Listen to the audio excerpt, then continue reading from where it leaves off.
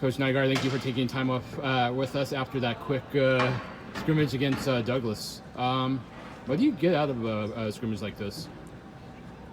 We've been practicing from Christmas break for this is our 4th day back, so this is a great opportunity to compete against a team that's seasoned, that they're mid-season form. We get to try a couple new things, but we definitely get to validate the hard work they put in the off-season, not the off-season, but the Christmas break season. And then we got a fast track to go because we play Princeton in a couple days here, and they're going to be a top team. We expect them to be a real good challenge. So this for us is a way to try to get battle seasoned and tempered pretty quickly. And this will probably segue right into a question you're having, is coming from the season we had last year to this year's. We got a lot of guys that are going to have to get game time experience for us, and so this was a great opportunity to get their feet in the water, so to speak. Did you treat this match any differently than how you would have coached a regular season match? Because we graduated 5 guys that played major roles for us, I actually ramped up quite a bit of what I would expect from the guys, focusing on competitive mindset and how we're going into the game and all the preparation so that we can learn how to prepare for games even better. Going from a team that had the accomplishments of last year with the experience and going to a team that's going to have 3 guys that have the same experience from last year, there's a lot of reasons for us to make sure that we're paying attention to those details and fine-tuning those so that when game time comes, it's not like it's this experience that they're not prepared for. So we took some extra time to make sure we were preparing for all those little things. How did this match come about? Do you know the coaches from Douglas at all?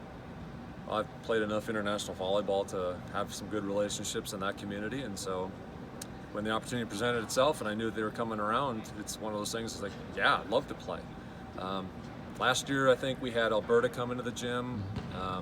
It's not that long ago that we would go up to Canada to play a team it's not preseason, but to get some matches early, just so when we come back and start going in our conference or out of the NCAA conferences, we've played some matches that quote unquote don't count towards your conference.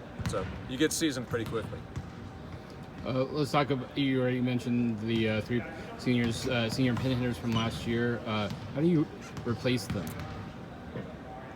I mean, it's a great question. I'm not sure that replacing is the right thing. It's like, those are all-American caliber guys, but the good news is that we went from a team that had those guys to all of a sudden it's like, I forget what movie it was, but kind of says like, well, you just lost your 2 top scorers. What are you going to do? It's like, well, we'll get new 2 top scorers.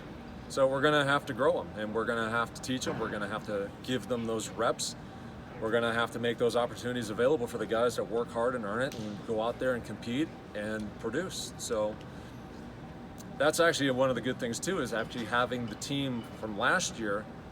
Now those guys that competed against that on a day-to-day basis got to be tempered, and they cut their teeth against that squad on a daily basis. So now it's their turn, and it's just the natural turnover of how things go. You put in your 4, maybe 5 years, and when your time is called, you've put in the hard work to prepare. Let's talk about the season. You get Princeton coming in on Thursday. Obviously, they're the defending EIVA champions. They have a very talented opposite middle blocker. Who knows what he plays in George Human. Can you preview that match for us? Well, they're an experienced team. They've got some senior heavy talent. They've got some physicality. Dixon, Luck, Human, they've been playing together for some time. They've got a system that the challenge is that where are they going to play? And I think they do that on purpose so that, they get their culture bought into playing different spots, different whatnot, so they have flexibility, which makes matchups curious. But I've always felt that if you're taking care of your side of the net, who's on the other side shouldn't matter. Now, obviously that's a heavy responsibility on yourselves to make sure that you're taking care of your side. You're being accountable for playing the ball. But I always believe that we take care of our side, we should have a favorable outcome. So I expect that team to be battle seasoned. They won the EIVA, as you said. They're good. It's not going to be an easy match, and I expect it to be a good challenge, but it's a good early challenge for us to find out where we're at, to find out what do we need to get better at, how do we need to get better, who do we need to put on the floor, and where do we need to put them on the floor for us to have success. So this is a great learning experience. People who know this program obviously know that Chris played last year, all conference, and you have Kyle and Sam.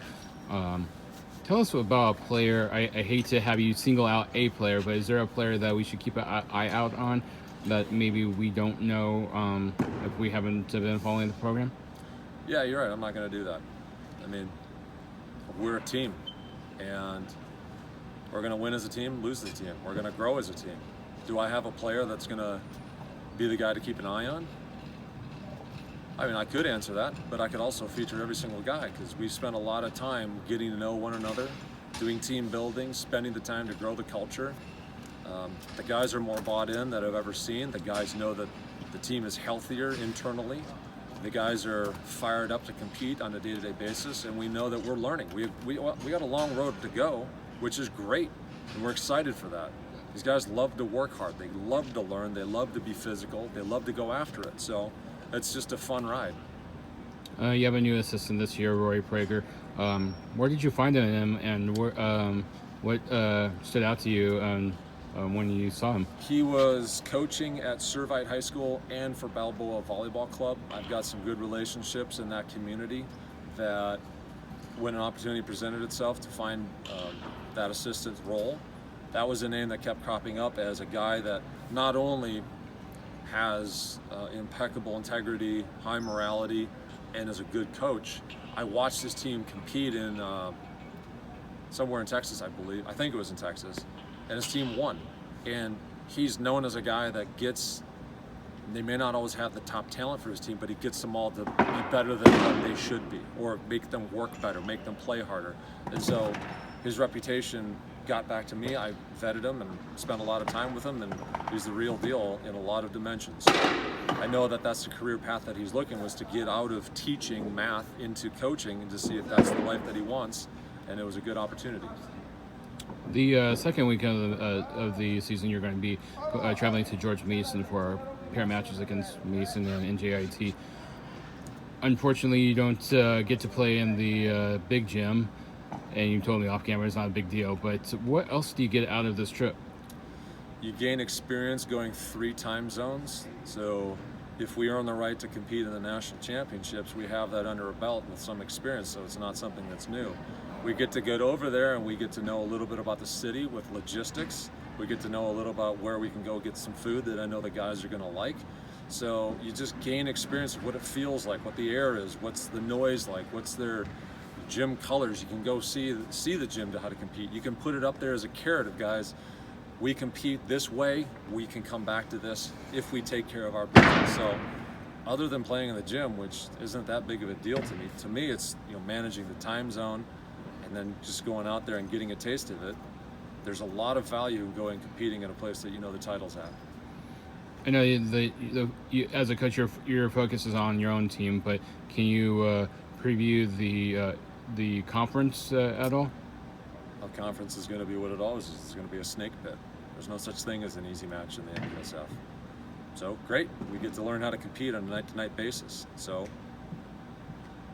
you either sink or swim. So you either learn to do it or you don't. So it's a nice challenge, and that's the way it should be. Well, thank you for taking time with us off the block. Happy New Year, and I'll see you on Thursday. Happy New Year and fight on.